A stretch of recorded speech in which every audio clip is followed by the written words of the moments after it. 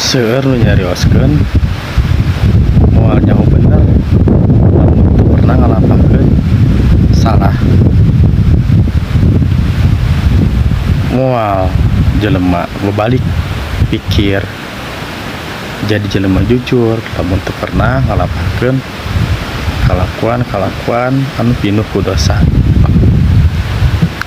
Bener eta oge, tapi ulah dumeh hampura benang dipenta der kesalahan dijieun-jieun. Ulah dumeh Gusti Allah maha hampura der dosa diicip-icip dipigawe deui.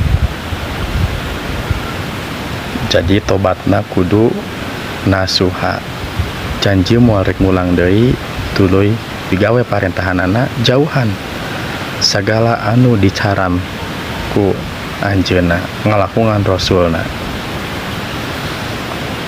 Ulah ngicip-ngicip kana kasalahan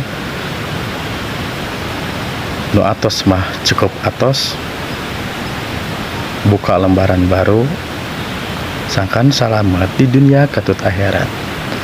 Salam baktos urang Sunda sa alam dunia.